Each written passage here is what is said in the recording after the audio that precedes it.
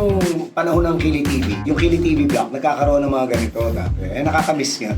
So, natutuwa ako na kahit papano, parang na-revive natin yung tradition na ginagawa before ng Kili TV. This time around, mga game shows at saka comedy shows ang magsasanib pwersa. So, kasama ako sa dalawang medyo matinding contender. 30 years ng Bubble Gang at saka 15 years ng Pepito Manaloto. Kaya ako talagang all out kami dito.